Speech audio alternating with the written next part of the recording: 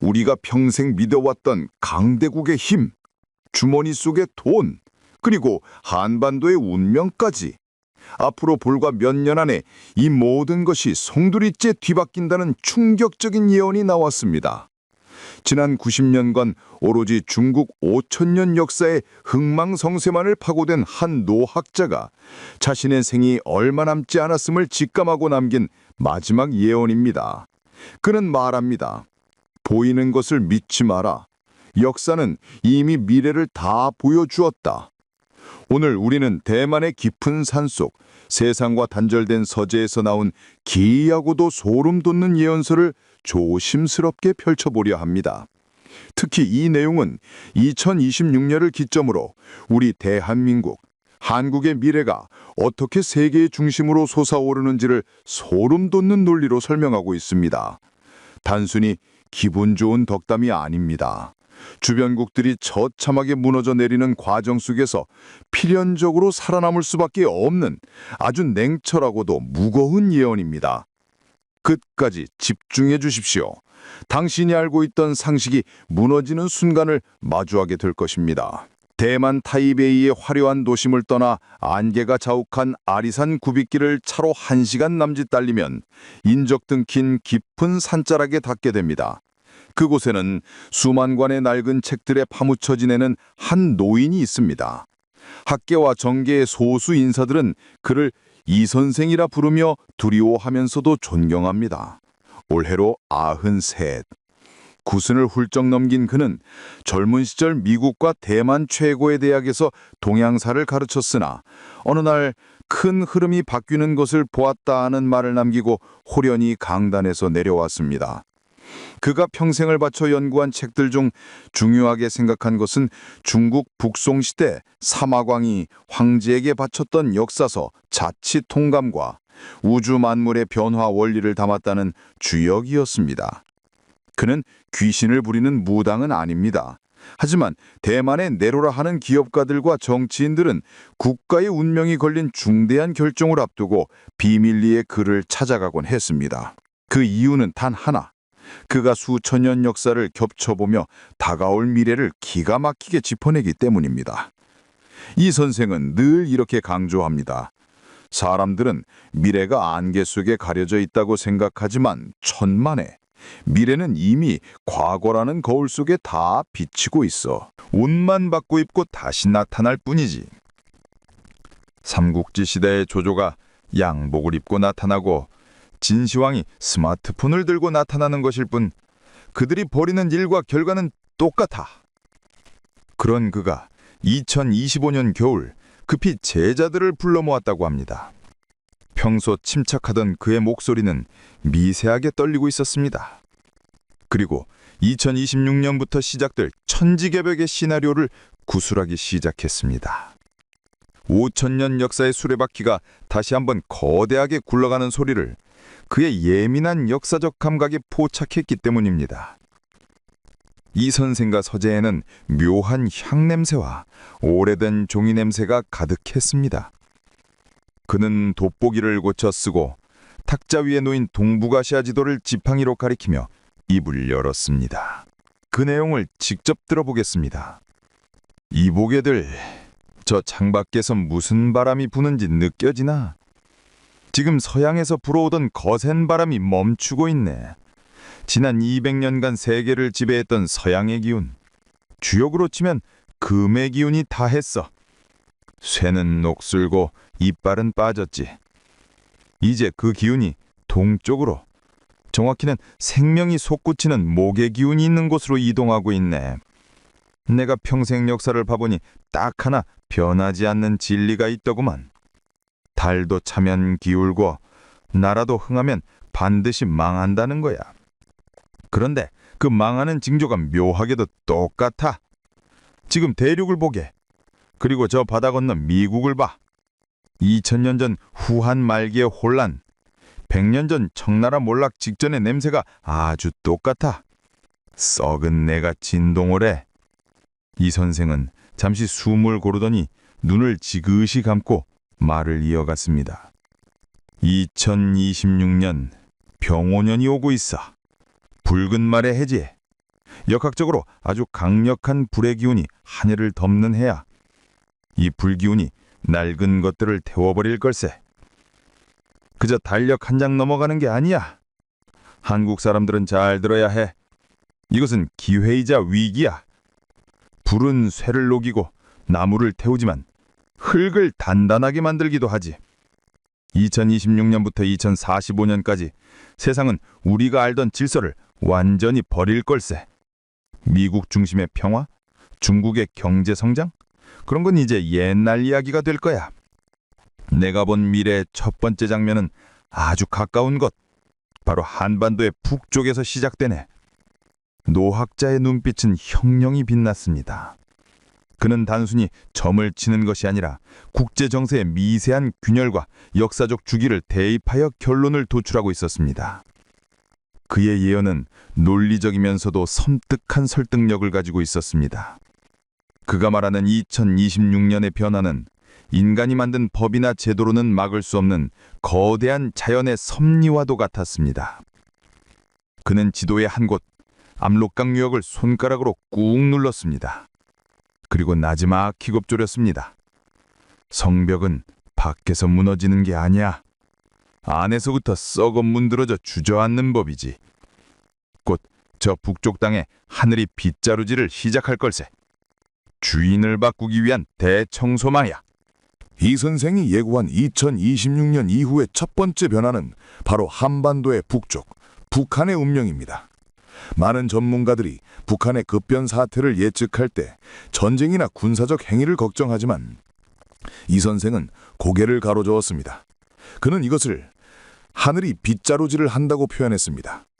낡고 병든 것을 쓸어내기 위해 인간의 힘이 아닌 자연의 힘이 작용한다는 것입니다. 그의 말을 들어보십시오. 기록을 보게. 역사적으로 왕조가 무너질 때는 항상 세 가지가 동시에 왔어. 하늘이 노해 땅을 흔들고 알 수 없는 역병이 돌고 그로 인해 민심이 흩어지는 것이지. 북한은 이미 그 임계점을 넘었어. 내가 보는 미래의 장면에서 2027년 무렵 북쪽 국경 근처에서 시작된 땅의 울림과 함께 곡식은 말라 비틀어지고 이름 모를 열병이 창궐할 걸세. 군인들이 무기를 들 힘조차 없어서 국경을 넘어 도망치거나 그 자리에서 주저앉는 모습이 보여. 이건 정치의 문제가 아니야. 당장 먹고 사는 생존의 문제지. 그때 평양의 지휘부는 완전히 마비가 될 거야. 명령을 내려도 듣는 사람이 없으니 그게 바로 멸망이 아니고 무엇이겠나. 이 선생의 예언에서 가장 주목할 점은 이 혼란을 수습하는 주체가 중국이 아니라는 것입니다. 보통 북한에 문제가 생기면 중국군이 개입할 것이라 생각하지만 이 선생은 단호했습니다. 중국? 제 코가 석잔데 남의 집 불을 끌어오겠나? 그 시기가 되면 대륙의 용도 배가 아파서 뒹굴고 있을 때야. 그러니 북쪽 땅에 주인 없는 산, 즉 무주콩산이 생기지. 통제불능의 상태가 되었을 때 아주 자연스럽게 남쪽의 기운이 북으로 올라가게 되어 있습니다. 이것은 억지로 탱크를 밀고 올라가는 점령이 아닙니다. 마치 물이 마른 땅을 적시듯 한국의 선진화된 의료 시스템, 남아도는 쌀과 물자 그리고 기술자들이 사람을 살리기 위해 혈관처럼 북쪽으로 뻗어나가는 형국입니다. 북한 주민들은 살아남기 위해 남한의 정부를 유일한 생명줄로 여기게 될 것이고 휴전선은 지도상에만 존재할 뿐 사실상 하나의 경제권, 하나의 생활권으로 묶이게 되는 것입니다. 이 선생은 이 과정을 두고 고구려의 귀한이라고 불렀습니다. 한반도의 지도를 놓고 보게 다들 호랑이 형상이라고 하지. 그 호랑이가 허리가 끊긴 채 70년을 살았어. 이제 그 척추가 다시 이어지는 거야. 2028년이 되면 한국은 섬나라 같은 신세에서 벗어나 대륙과 연결된 거대한 반도국가의 위상을 되찾게 될 걸세. 그 북쪽 땅, 만주와 맞닿은 그곳이 앞으로 다가올 전 세계적인 자원난 속에서 엄청난 보물창고가 될 거야. 게다가 그곳은 대륙의 혼란을 막아낼 든든한 방파제가 되어줄 거야. 한국 사람들은 자신들이 얼마나 무서운 저력을 가진 민족인지 잘 몰라. 위기가 닥치면 뭉치고 잿더미 속에서 꽃을 피우는 그 기질, 그게 바로 2026년 이후 전 세계가 한국을 주목하게 될 진짜 이유야. 노학자의 눈에는 이미 휴전선 철조망이 걷히고 부산에서 출발한 열차가 신의주를 넘어 대륙을 달리는 모습이 비치는 듯했습니다. 이것은 단순한 희망사항이 아니라 그가 역사의 반복을 통해 읽어낸 필연적인 미래였습니다. 하지만 북한의 붕괴는 거대한 도미노의 첫 번째 조각일 뿐입니다. 이 선생의 시선은 이제 압록강을 건너 서쪽 거대한 대륙 중국을 향합니다. 그는 낡은 중국 지도를 펼치며 혀를 찼습니다. 용이 논후 비대해졌군.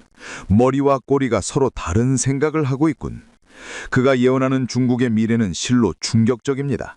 우리가 알고 있는 하나의 중국이 세 개 혹은 그 이상으로 쪼개진다는 삼분열 시나리오.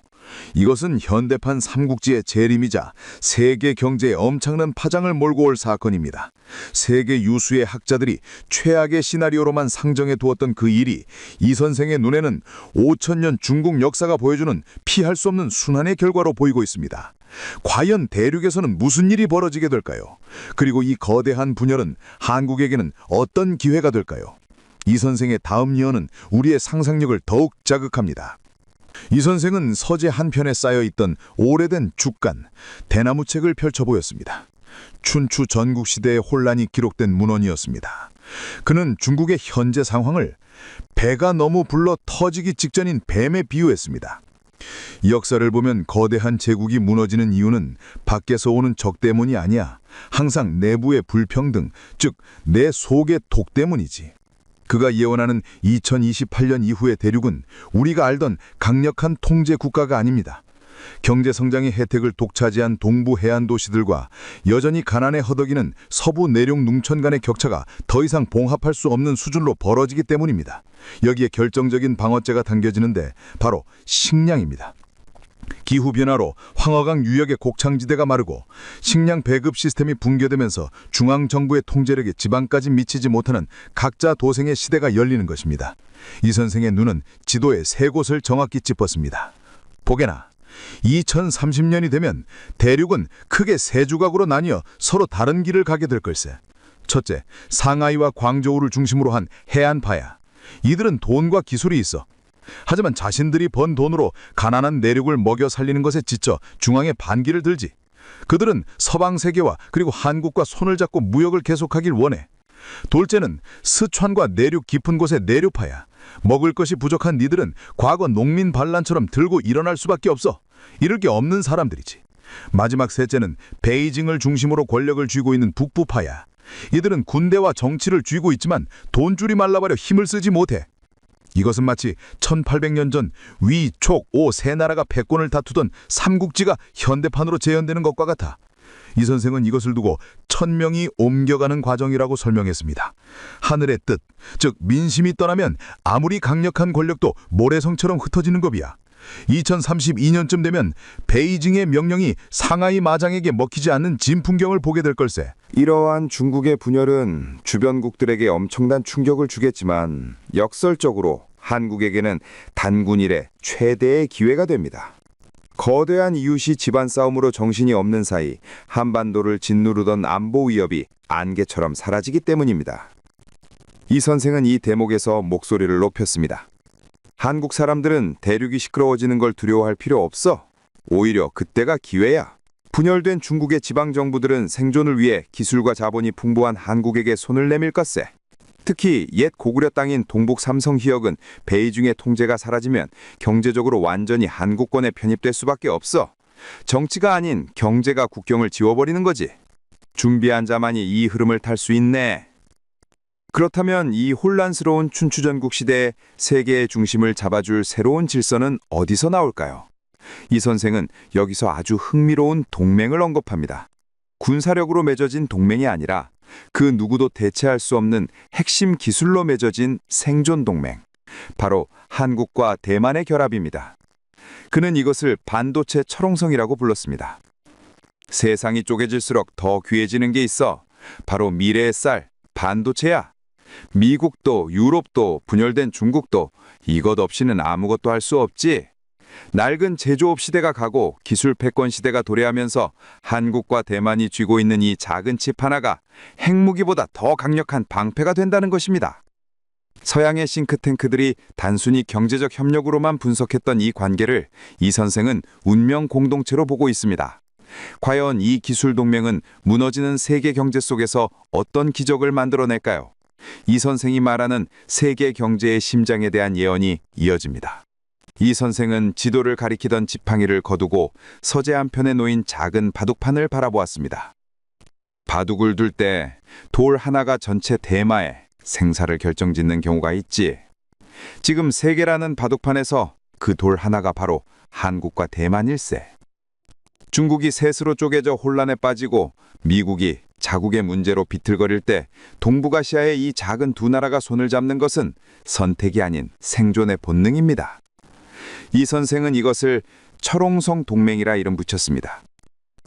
쇠로 만든 항아리처럼 단단해서 그 누구도 뚫을 수 없는 성벽이라는 뜻입니다. 그는 2026년이 바로 그 거대한 협력의 씨앗이 뿌려지는 원년이 될 것이라고 예언했습니다. 사람들은 반도체를 그저 기계 부속품 정도로 생각하지만 내가 보는 미래에서 반도체는 과거의 석유, 아니 그 이상의 무기야. 2030년이 넘어가면 박 짓는 밥솥부터 하늘을 나는 비행기, 사람의 병을 고치는 기계까지 저 작은 전자 두뇌가 없으면 고철덩어리에 불과해. 그런데 그 핵심 기술과 생산 능력을 전 세계에서 오직 두 나라, 한국과 대만이 쥐고 흔드는 형국이 돼. 이거는 돈을 많이 본다는 차원이 아니야. 세계의 목줄을 쥐는 것이지. 이 선생의 목소리에는 확신이 차 있었습니다.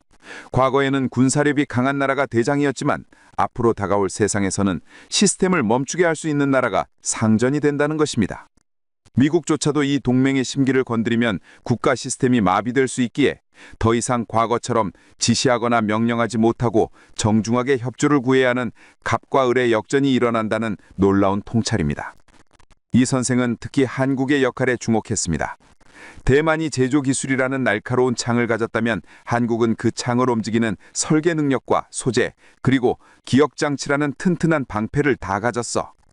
두 나라가 손을 잡고 우리의 허락 없이는 칩 하나도 나가지 못한다라고 선언하는 순간 전 세계의 공장은 멈추게 돼.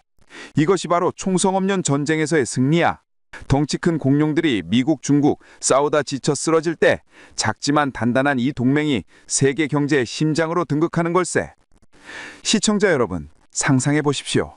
강대국의 눈치를 보던 나라가 이제는 강대국들이 줄을 서서 기다려야 하는 나라가 되는 미래. 하지만 이 견고한 철옹성 밖에서는 더 큰 폭풍우가 몰려오고 있습니다. 기술의 패권이 넘어간다는 것은 곧 기존의 질서를 지탱하던 돈의 힘이 무너진다는 신호이기도 합니다. 이 선생은 서재 구석에 있는 금고를 가리키며 쓴웃음을 지었습니다. 종이 쪼가리에 불과한 돈을 믿지 말게. 특히 저 멀리 미국에서 찍어내는 초록색 지폐 말이야. 2035년 영원할 것 같았던 달러의 시대가 저물고 인류 역사상 한 번도 보지 못한 새로운 화폐 시스템이 등장한다는 그의 5번째 예언. 이것은 여러분의 노후 자산과 직결된 아주 현실적이고도 무시무시한 경고입니다. 과연 달러가 휴지 조각이 되는 그날 우리는 무엇을 준비해야 할까요? 그리고 한국은 이 화폐 전쟁 속에서 또 한 번의 기회를 잡게 될까요? 이 선생은 창밖에 떨어지는 낙엽을 보며 씁쓸한 표정을 지었습니다. 영원한 것은 없어. 가을이 되면 낙엽이 지듯 한 시대를 풍미했던 달러라는 이파리도 이제 떨어질 때가 된 거야. 그가 말하는 2035년의 경제지도는 우리가 평생 믿어왔던 상식을 완전히 파괴합니다. 지난 100년간 전 세계 어딜 가나 왕대접을 받았던 미국 달러가 그 힘을 잃고 평범한 종이로 전락한다는 것입니다. 미국이 망해서가 아닙니다. 너무 많이 찍어내서 그 가치가 물보다 옅어졌기 때문입니다. 이 선생은 미국의 싱크탱크들도 쉬쉬하고 있는 극비 시나리오를 꿰뚫어 보았습니다. 2035년 어느 날 아침 미국 대통령은 중대한 발표를 할 걸세. 이제부터 종이돈은 믿지 마십시오. 대신 금이나 자원, 그리고 반도체 같은 진짜 물건을 담보로 하는 새로운 연자화폐를 쓰겠습니다. 이라고 말이죠. 이것은 곧 성실하게 저축만 했던 사람들에게는 청천벽력 같은 소식이지만 한국처럼 실물 기술과 자산을 가진 나라에는 돈방석에 앉게 되는 기회가 됩니다. 허공에 뜬 신용이 아니라 눈에 보이는 진짜 실력이 돈이 되는 세상이 오기 때문입니다. 이 선생은 예언했습니다. 2026년부터 실물 자산을 준비한 자만이 이 파도에서 살아남을 걸세. 하지만 돈이 바뀌는 것보다 더 충격적인 변화는 바로 사람 그 자체의 변화입니다. 이 선생은 서재 구석에 마인 태블릿 PC를 만지작거리는 어린 손자를 가리키며 말했습니다. 저 아이들을 보게, 저들은 우리와 같은 사람이 아니야. 겉모습만 같을 뿐 뇌 구조가 완전히 다른 신인류가 태어나고 있어. 그는 이 현상을 인류의 진화라고 명명했습니다. 태어날 때부터 24시간 인공지능, 즉 보이지 않는 스승과 대화하며 자란 세대는 무언가를 외워서 배우는 우리와 다릅니다. 그들은 기계와 영적으로 소통하듯 정보를 주고받으며 인간의 한계를 뛰어넘는 능력을 보여주기 시작합니다. 노인들이 보기에 요즘 아이들이 버릇없고 이해할 수 없어 보이는 건 그들이 잘못된 게 아니라 인류가 나비로 탈바꿈 하는 과정에서 겪는 진통이라는 것입니다. 놀랍게도 이 선생은 이 진화의 맨 앞줄에 서 있는 나라로 또다시 한국을 지목했습니다. 진화는 환경이 가장 급격하게 변하는 곳에서 일어나는 법이지, 전 세계에서 인터넷이 가장 빠르고 새로운 기계를 가장 거부감 없이 받아들이며 성격마저 급한 한국 사람들이야말로 이 신인류가 탄생하기에 가장 완벽한 토양이야. 서양 사람들은 기계가 인간을 지배할까봐 두려워하지만 한국 사람들은 기계를 친구나 도구로 삼아버리는 묘한 재주가 있다는 것입니다.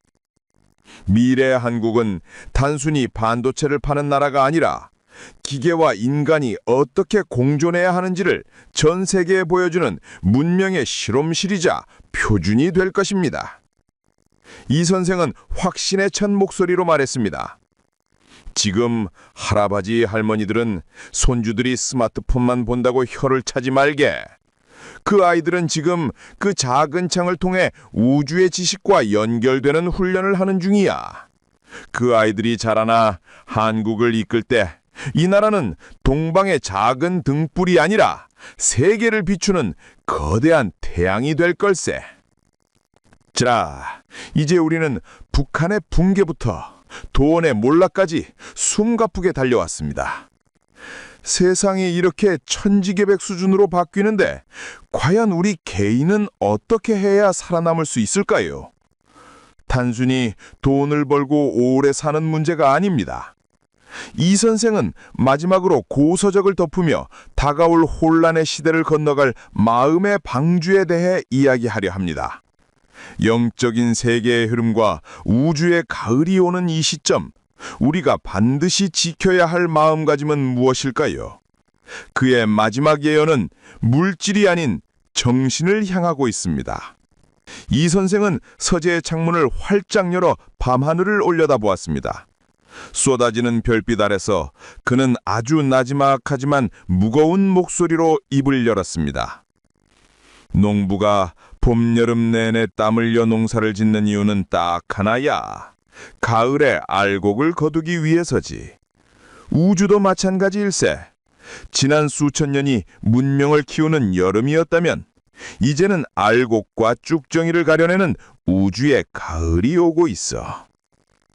그는 2026년부터 시작될 변화가 단순히 땅의 경계가 바뀌고 돈의 주인이 바뀌는 수준이 아니라고 말합니다. 이것은 인류의 정신이 성숙해지느냐 아니면 타락해 소멸하느냐를 가르는 커다란 영적 심판의 시기입니다. 이 선생은 다가올 미래에 가장 무서운 전염병은 바이러스가 아니라 마음의 병이 될 것이라고 경고했습니다. 물질은 풍요로워지는데 정신은 텅 비어버리니 사람들이 허무함을 견디지 못하고 미쳐갈 걸세. 돈이 휴지 조각이 되는 것보다 더 무서운 게 바로 자신이 누구인지 잊어버리는 거야. 그렇다면 이 거대한 혼란 속에서 우리 개개인은 어떻게 해야 살아남을 수 있을까요? 이 선생은 의외로 아주 단순하고도 오래된 처방전을 내놓았습니다. 바로 착한 마음과 올바른 정신입니다. 어떤 사람들은 재난에 대비해 지하 벙커를 파고 금괴를 사모으지만 다 부질없는 짓이야. 하늘이 무너질 때 솟아날 구멍은 오직 자네의 마음속에 있네. 그는 고서적의 한 구절을 인용하며 말했습니다. 남을 해코지하지 않고 욕심을 내려놓고 주변에 덕을 베푸는 삶. 우리가 도덕 교과서나 종교 경전에서 수없이 들었던 그 뻔한 이야기들이 사실은 이 대변역기에 자신을 보호하는 가장 강력한 에너지 방어막이 된다는 것입니다. 악한 기운은 악한 마음을 가진 사람에게 먼저 스며들고 맑고 바른 기운을 가진 사람은 재앙도 피해간다는 것이 이 노학자가 깨달은 역사의 비밀이었습니다. 특히 이 선생은 노년 세대에게 아주 막중한 임무를 부여했습니다. 한국의 어른들은 자신들이 늙고 힘없다고 생각하지 마시게. 천만에 당신들이야말로 이 혼란한 세상의 중심을 잡아줄 불이일세. 세상이 4차 산업혁명이니 인공지능이니 하며 어지럽게 돌아갈 때 그 가벼운 변화에 휩쓸리지 않고 묵직하게 삶의 지혜를 이야기해 줄 수 있는 건 산전수전 다 겪은 노인들 뿐이라는 것입니다.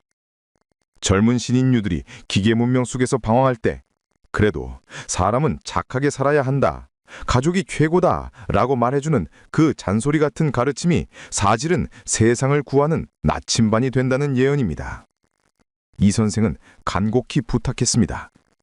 당신들이 꼿꼿하게 버티고 서 있어야 한국이라는 거목이 태풍에도 쓰러지지 않아.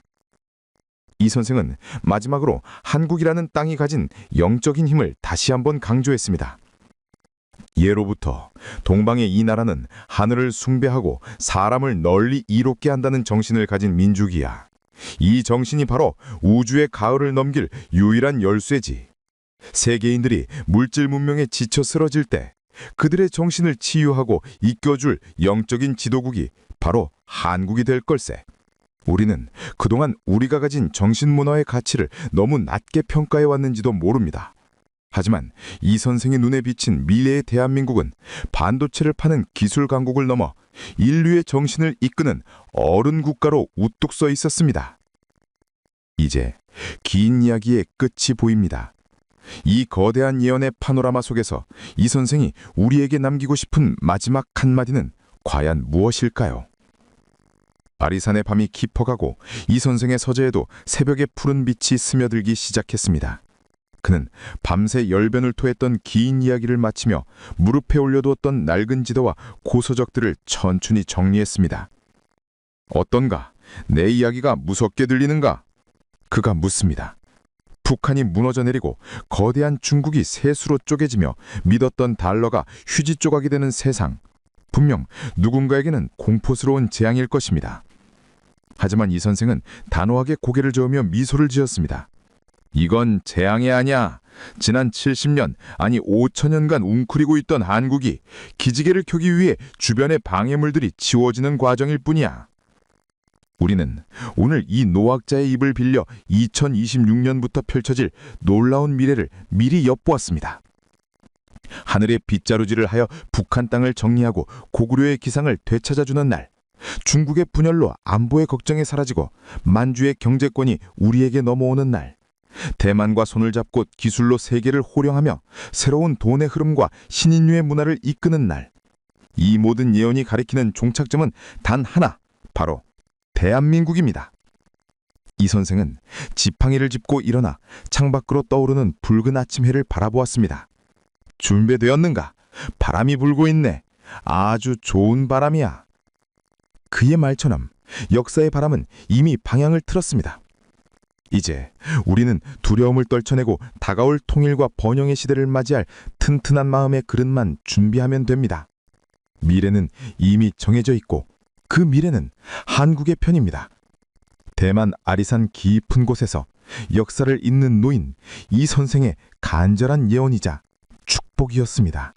2026년 이후에 세계와 한국, 영국의 한 늙은 천문학자가 보내는 충격적인 예언. 그는 다가올 미래를 겨울에 비유했습니다. 런던에서 기차로 1시간, 대학 도시 옥스퍼드 외곽에 오래된 저택이 하나 있습니다. 담쟁이 덩굴이 창문을 뒤덮은 이곳의 주인은 닥터 세바스찬이라 불리는 노신사입니다.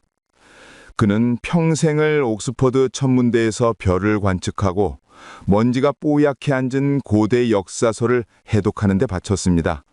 세간에는 그저 괴짜 학자로 알려져 있지만 알만한 정제제 인사들은 밤늦게 그의 저택을 찾아와 조용히 미래를 묻곤 합니다.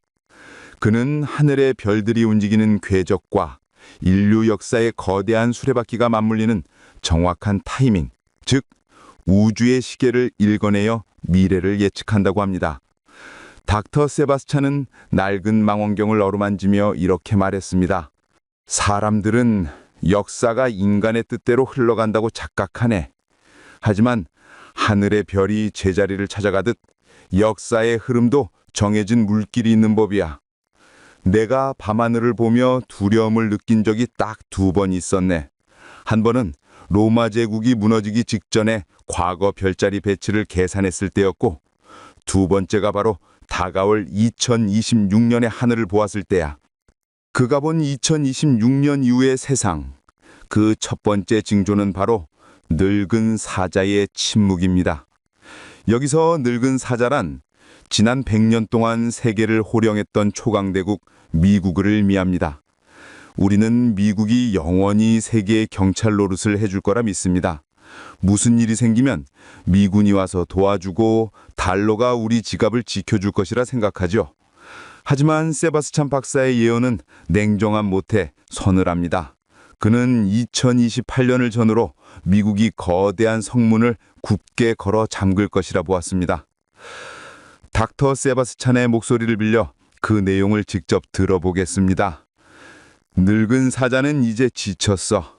갈기털은 윤기를 잃었고 이빨은 빠져서 더 이상 넓은 촌을 뛰어다니며 사냥할 힘이 없어. 2028년이 되면 미국 내부에서부터 거대한 목소리가 더욱 강해질 거야.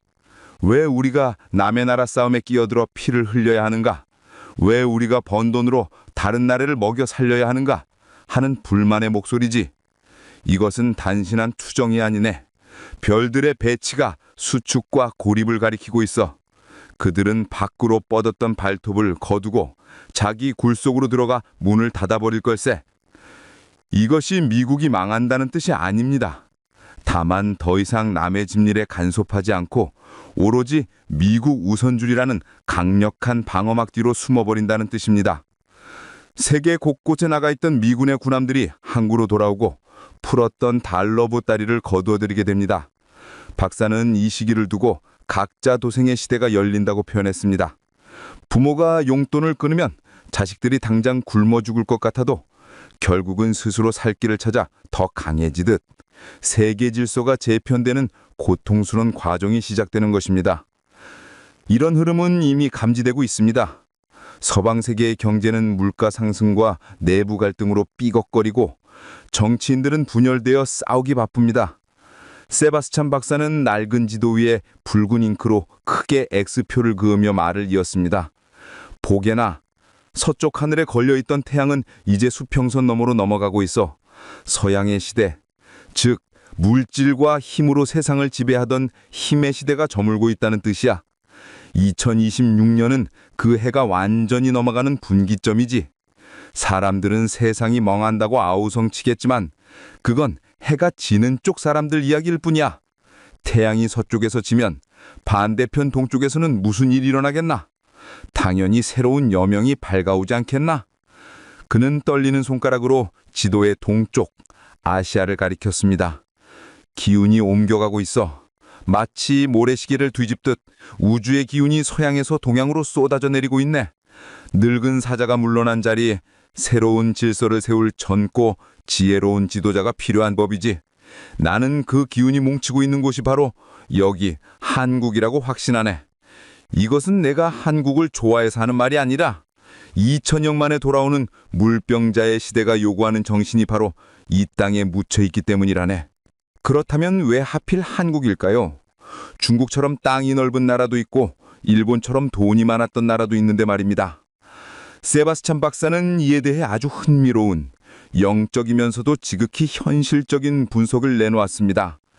그는 과거 로마 제국이 길을 닦아 세계를 지배했다면 미래의 한국은 눈에 보이지 않는 무형의 길을 닦아 세계의 중심이 된다고 예언했습니다.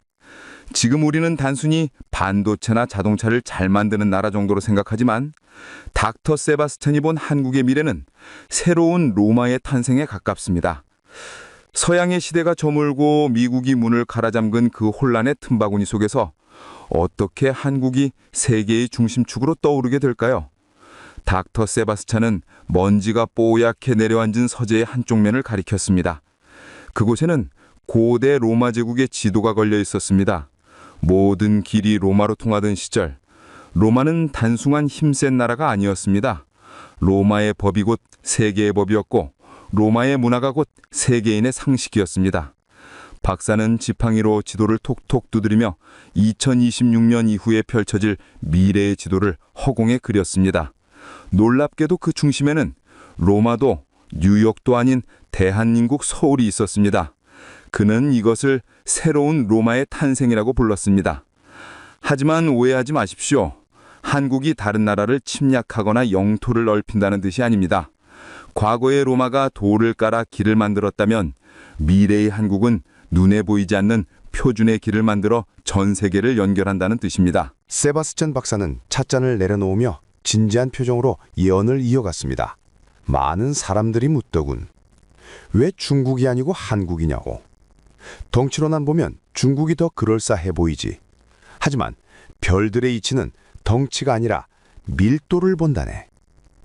2026년부터 시작되는 밀병자리의 시대는 무겁고 두은탁한 힘이 지배하는 세상이 아니야. 빠르고 투명하고 서로 연결되는 물의 기운을 가진 나라가 세상을 이끌게 되어 있어. 중국은 너무 비대해서 자기 몸 하나 건사하기도 벅차 헐떡거리게 될 걸세. 하지만 한국을 보게.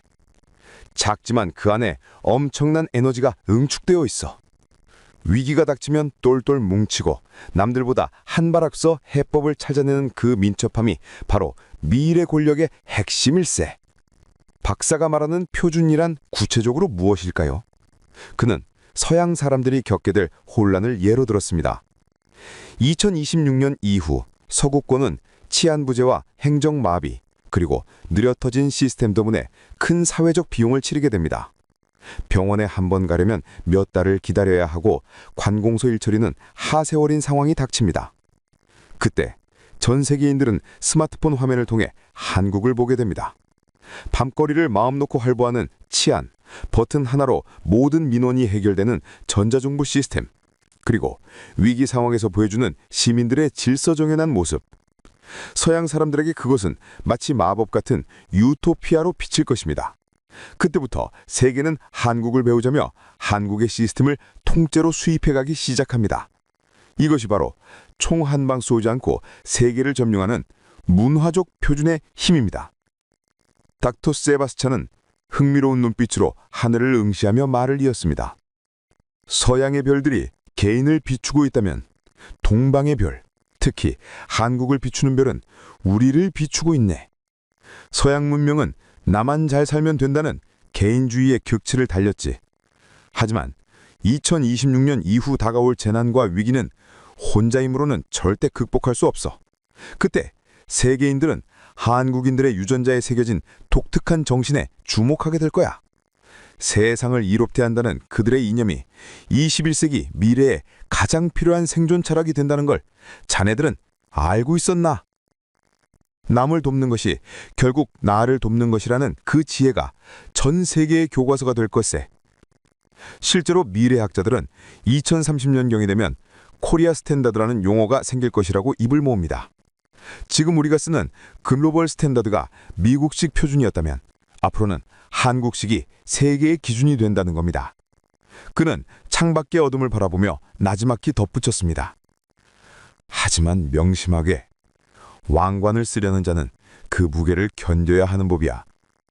세계의 시선이 한국으로 쏠린다는 건 그만큼 한국인 한 명 한 명의 책임이 무거워진다는 뜻이기도 해. 2026년이 지나면 한국인이라는 국적 자체가 하나의 신분증이자 보증수표가 될 걸세. 해외에 나가서 I'm from Korea라고 말하면 사람들은 자네를 신뢰와 존경의 눈빛으로 바라볼 거야. 과거 로마 시민권이 있으면 어디서든 보호받았듯이 미래에는 한국 시민권이 가장 갖고 싶은 보물이 될 거라는 내 예언을 부디 허투루 깃지 말게나. 이렇게 한국이 세계 중심으로 떠오르면서 필연적으로 따라오는 거대한 변화가 하나 더 있습니다. 바로 돈의 흐름입니다. 세계의 중심이 바뀌는데 돈줄이 그대로 있을 리가 없겠죠. 닥터 세바스찬은 지갑에서 낡은 지폐 한 장을 꺼내 보이며 묘한 미소를 지었습니다. 그는 우리가 평생 믿어왔던 종이돈의 시대가 끝나간다고 경고합니다. 닥터 세바스찬은 탁자에 놓인 오래된 지구본을 돌리며 깊은 한숨을 내쉬었습니다. 그 지구본에는 나라와 나라를 나누는 국경선이 선명하게 그려져 있었지만 그는 이제 이 선들이 아무런 의미가 없는 세상이 온다고 단언합니다. 2026년 이후 우리가 알던 국경은 지도 위에서만 존재할 뿐 실제 돈과 사람이 오가는 길은 하늘 위에 보이지 않는 그물망처럼 펼쳐지기 때문입니다. 그는 이것을 무너지는 국경선과 새로운 경제 영토의 탄생이라고 불렀습니다. 닥터 세바스찬은 서랍에서 아주 오래된 로마 시대의 은화를 꺼내 보여주며 말했습니다. 인류는 조개 껍질에서 금화로, 금화에서 종이돈으로 부의 형태를 바꿔왔네. 그리고 이제 종이돈의 수명이 다해가고 있어. 2028년쯤이 되면 사람들은 더 이상 지갑에 꾸깃꾸깃한 지폐를 넣고 다니지 않을 걸세. 달러가 힘을 잃는다는 건 단순히 미국 돈의 가치가 떨어진다는 뜻이 아니야. 종이에 인쇄된 약속을 더 이상 믿지 않게 된다는 뜻이지. 서양 제국들이 빚더미 위에 쌓아올린 가짜 부가 드러나면서 세상은 진짜를 찾기 시작할 거야. 눈에는 보이지 않지만 그 무엇보다 투명하고 확실한 기록으로 남는 돈. 나는 그것을 투명한 금이라고 부르네. 박사가 말하는 투명한 금이란 바로 디지털 화폐와 블록체인 기술을 바탕으로 한 새로운 신용화폐를 의미합니다. 지금은 우리가 은행을 믿고 돈을 맡기지만 미래에는 전산망 자체의 완벽한 보안과 신뢰성을 믿고 거래하게 됩니다. 그렇다면 달러가 힘을 잃고 종이돈이 사라진 세상에서 우리는 어떻게 부자가 될 수 있을까요?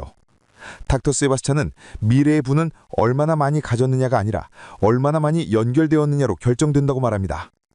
과거에는 땅을 많이 가진 지주가 부자였고 그 둘에는 공장을 가진 자가 부자였지. 하지만 2026년 이후의 미래에는 신뢰를 가진 자가 부자가 될 걸세. 너희 한국인들이 가진 특유의 정과 공동체 의식은 디지털 차가운 세상에서 가장 비싼 가치를 지니게 돼. 남을 속이지 않고 약속을 지키는 한국의 신용 자체가 전 세계에서 통용되는 보증수표가 된다네. 한국 기업이 만들면 믿고 사고 한국 사람이 추천하면 믿고 보는 시대. 그것이 바로 한국이 누리게 될 막대한 부의 온천이야. 상상해 보십시오.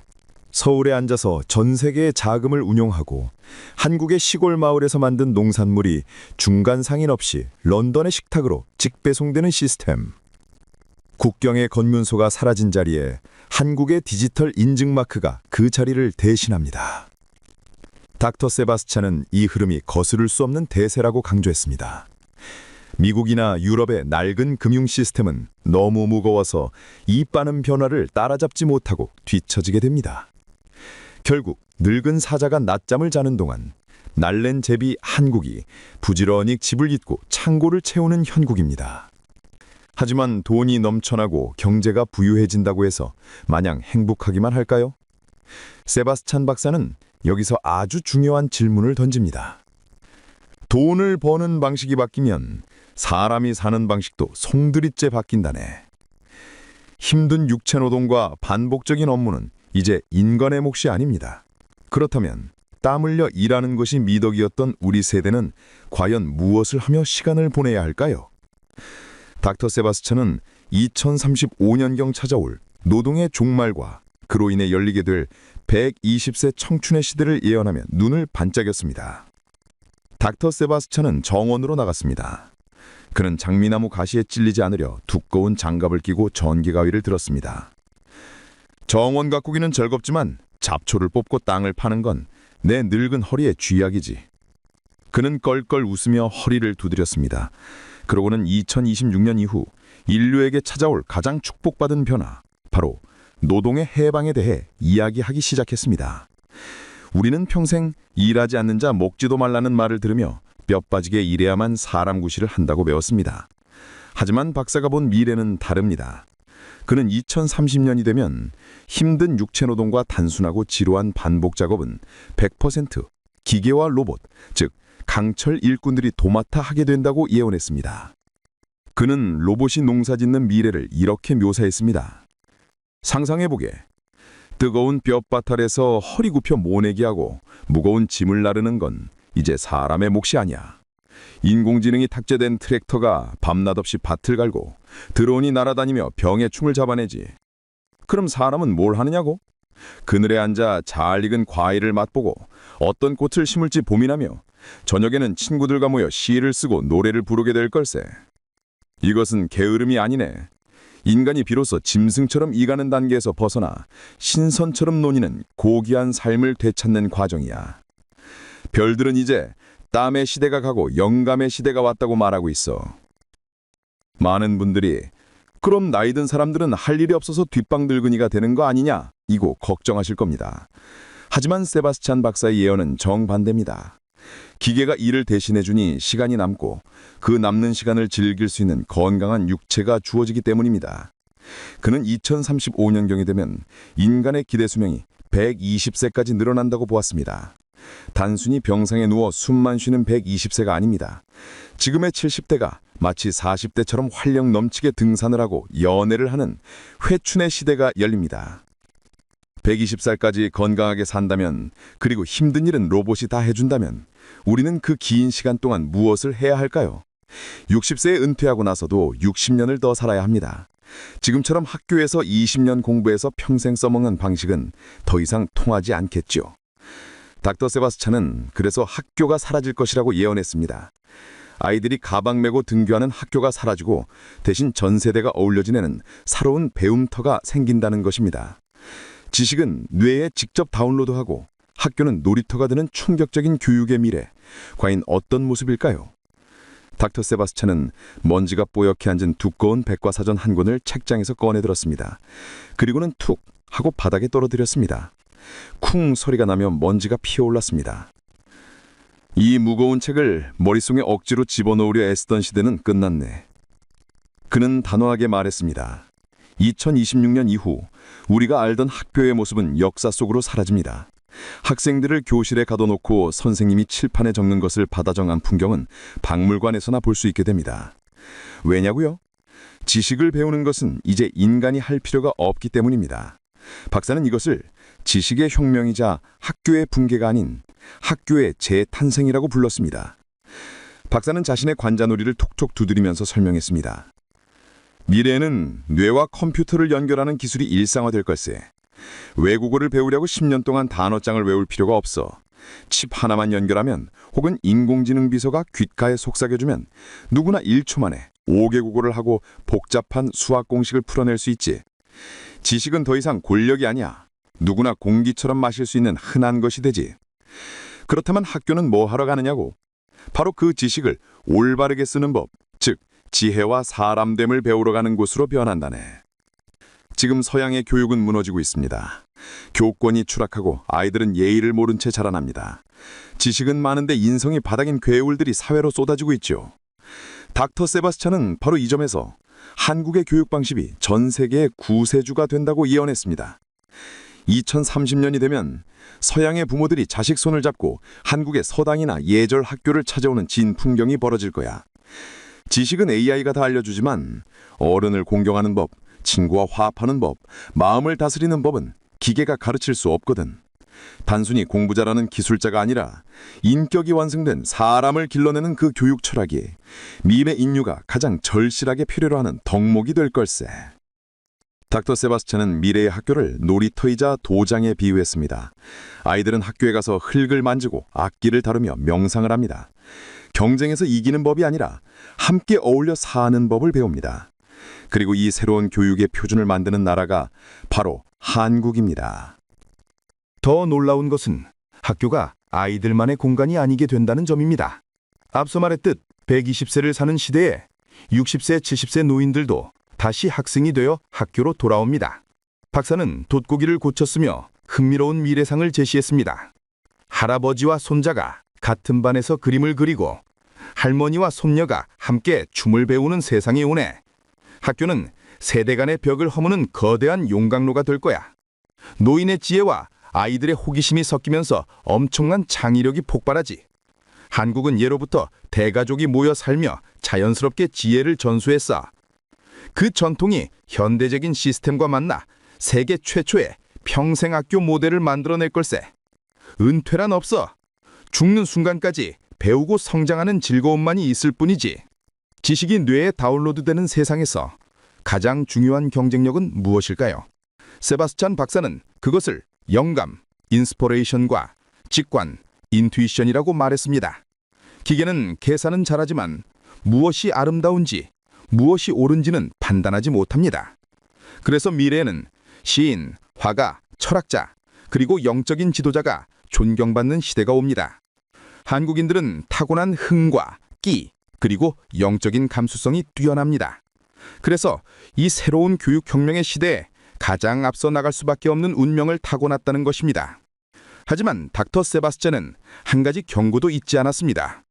기술이 너무 발달하면 사람들은 필연적으로 정신적인 공허함과 외로움을 느끼게 됩니다. 물질적으로는 풍요롭지만 마음은 가난해지는 역설이지요. 로봇이 다 해주는데 나는 왜 사는가? 내 삶의 의미는 무엇인가? 서양 사람들은 이 근원적인 질문 앞에서 길을 잃고 방황하게 됩니다. 그때 그들의 텅 빈 마음을 채워줄 영혼의 안식처가 필요해지는데 닥터 세바스찬은 그 성지가 바로 한반도가 될 것이라고 확신에 찬 목소리로 말했습니다. 동방의 예루살렘, 한국이 세계인의 정신적 수도가 된다는 마지막 예언, 그 신비로운 이야기를 들려드리겠습니다. 닥터 세바스찬은 밤하늘의 은하수를 올려다보며 깊은 침묵에 잠겼습니다. 그는 별들이 보내는 가장 강력하고도 슬픈 신호를 읽었습니다.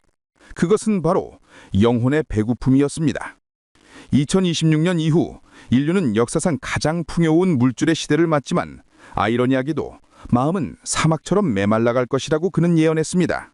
배는 부른데 눈물이 나고 친구는 많은데 외로운 마음의 전염병이 서구 사회를 덮친다는 것입니다.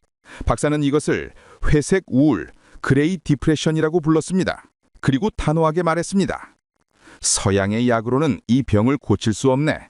이것은 뇌가 고장난 것이 아니라 영혼이 길을 잃은 것이기 때문이야. 사람이 아프면 어머니 품을 찾듯 인류의 영혼이 지칠 때 찾아가는 지구의 자궁 같은 곳이 있네. 그곳이 나는 한국이라고 생각하네. 많은 예언가들이 한국을 동방의 등불이라고 했지만 나는 한국을 동방의 예루살렘이자 영혼의 병원이라고 부르겠네.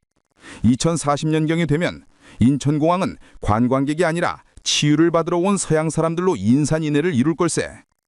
왜 하필 한국일까요? 닥터 세바스찬은 지질학적인 비밀과 영적인 비밀을 동시에 풀어놓았습니다. 그는 한국의 땅 자체가 거대한 에너지 발생기라고 설명했습니다. 한국의 산들을 보게. 전국토의 70%가 산이고 그 산들은 대부분 단단한 화강암으로 이루어져 있어. 화강암은 땅속의 자기장과 에너지를 가장 강력하게 뿜어내는 돌이야. 한국인들이 유독 에너지가 넘치고 역동적인 이유가 바로 이 땅의 기운을 받고 자랐기 때문이지. 서양 사람들이 한국 땅을 받는 순간 그들은 설명할 수 없는 평온함과 활력을 느낄 거야. 마치 방전된 배터리가 급속 충전되는 것처럼 말세. 이것은 미신이 아니라 땅과 사람 사이의 에너지 공명 현상이야. 더 중요한 것은 한국인들이 가진 보이지 않는 문화적 힘, 바로 정과 흥입니다. 서양의 개인주의는 사람을 고립시켜 병들게 했지만 한국의 우리 문화와 끈끈한 정은 외로움을 녹이는 가장 강력한 치료제입니다. 이 시기가 되면 종교의 개념도 바뀝니다. 특정 신을 믿으라고 강요하는 종교가 아니라 내 마음을 닫고 평화를 찾는 영성, 스피리추어리티의 시대가 열립니다. 하늘과 땅과 사람이 하나라는 한국 고유의 사상은 자연을 파괴하고 인간을 소외시킨 서구 문명의 대안으로 떠오릅니다. 닥터 세바스찬은 감격에 찬 목소리로 2050년의 예언을 마무리했습니다. 총칼로 세계를 정복하는 패권국이 아니라 전 세계 사람들이 존경하고 사랑해서 제 발로 찾아오는 정신적 부모의 나라. 그것이 내가 본 별들의 설일극의 한국의 진짜 미래라네. 한국인들은 자신들이 얼마나 위대한 땅에 살고 있는지, 얼마나 성스러운 사명을 띠고 태어났는지 아직 잘 모르고 있어. 하지만 곧 깨닫게 될 거야. 자신들이 인류의 정신을 구원할 마지막 보루라는 사실을 말세. 닥터 세바스찬이 본 2026년 이후의 미래는 한국을 중심으로 완벽하게 재편되고 있습니다. 그렇다면 이 거대한 변화의 파도 앞에서 우리 개개인은 당장 내일부터 어떤 마음으로 살아야 할까요? 그냥 가만히 있어도 복이 굴러들어오는 걸까요? 아닙니다. 운명은 준비된 자에게만 친절한 법입니다. 닥터 세바스찬은 밤새 켜두었던 낡은 램프를 껐습니다.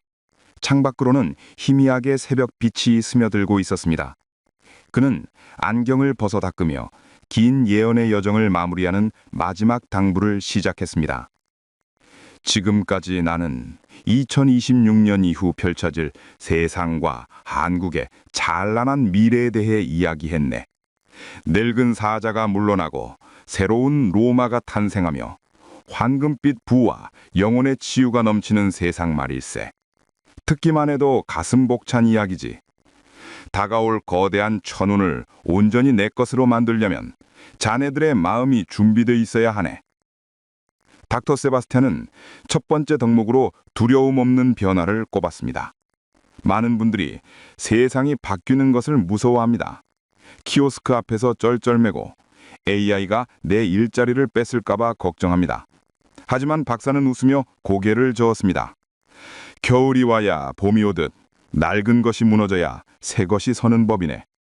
2026년부터 시작되는 변화는 자네들을 괴롭히려는 게 아니라 더 편하고 자유로운 세상으로 데려가려는 우주의 배려야. 그러니 옛날이 좋았지 하며 뒤를 돌아보지 말고 흐르는 강물에 몸을 맡기듯 변화를 즐기게. 배우려 하고 받아들이려 하는 열린 마음이 늙지 않는 비결이자 미래의 생존법이라네. 두 번째 덕목은 바로 인과응보의 속도입니다. 박사는 아주 무서운 그러나 희망적인 예언을 덧붙였습니다. 과거에는 나쁜 짓을 해도 3대가 지나야 벌을 받고 착한 일을 해도 당장 보답이 없어 보였습니다. 하지만 물병자리의 시대는 투명하고 빠른 빛의 시대입니다. 앞으로는 내가 뿌린 씨앗이 싹 트는 속도가 엄청나게 빨라질 걸세. 남을 속이거나 해코지하면 그 화살이 즉시 나에게 돌아오고, 반대로 남에게 베풀고 덕을 쌓으면 그 복이 이자까지 쳐서 당장 내일 돌아오는 세상이네. 성인들이 말씀하시길 오른손이 하는 일을 왼손이 모르게 하라고 했지만 미래에는 우주가 그 선행을 만천하에 드러내어 보상해 줄 것이야. 그러니 착하게 사는 것이 가장 남는 장사라는 걸 잊지 말게나. 그는 특히 한국인들에게 간곡히 부탁했습니다. 한국이 세계의 리더가 된다는 것은 한국인 한 명 한 명이 세상의 어른이 되어야 한다는 뜻입니다. 어른은 대접받으려 하는 사람이 아니라 베푸는 사람이라네. 길가에 떨어진 쓰레기 하나를 줍는 마음, 힘든 이웃에게 따뜻한 말 한마디 건네는 그 선한 영향력이 모여서 한국의 국운을 완성하는 거야. 자네들이 가진 정신, 사람을 이롭게 하려는 그 뜻을 실천할 때 우주는 감동하여 한국에 더 큰 복을 내려줄 것이야. 이것은 예언이 아니라 변치 않는 하늘의 법칙이지. 마지막으로 닥터 세바스찬은 말의 힘을 강조했습니다.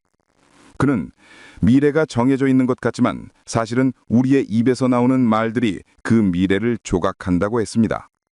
매일 아침 거울을 보며 나는 늙고 병들었어 라고 말하면 세포들도 그 말을 듣고 시들어가네. 하지만 나는 날마다 새로워지고 있다. 우리나라는 세계의 등불이 될 것이다 라고 축복의 말을 뱉으면 우주가 그 명령을 받아 현실로 만들어주지. 2026년 한국에 상서로운 기운이 몰려올 때 불평보다는 감사를, 비난보다는 칭찬을 입에 달고 살게나. 자네들의 입이 바로 예언석이고 자네들의 마음이 바로 기적을 만드는 공장이니까. 닥터 세바스찬은 자리에서 일어나 창문을 활짝 열었습니다. 옥스퍼드의 차가운 새벽 공기 대신 동쪽에서 불어오는 따뜻한 바람이 느껴지는 듯했습니다. 그는 보이지 않는 동방의 나라 한국을 향해 깊은 경의를 표하며 작별 인사를 건넸습니다.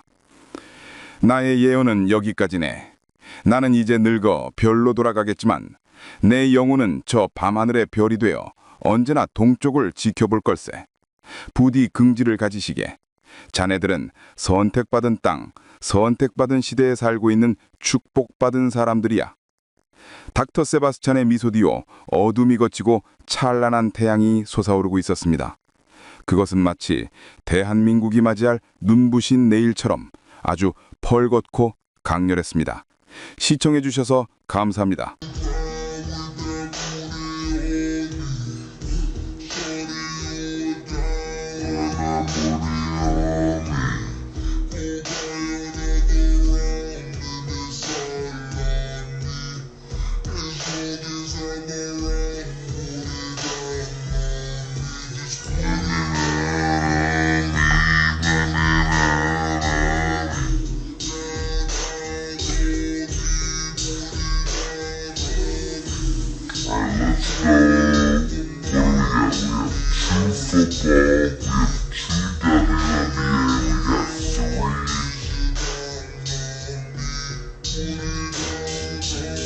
Let's go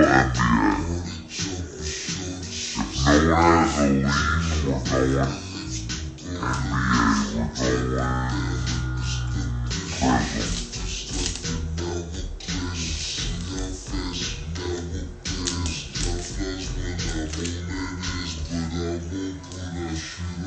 NBA. We're going Prism. I know these cards are super fucking work. I'm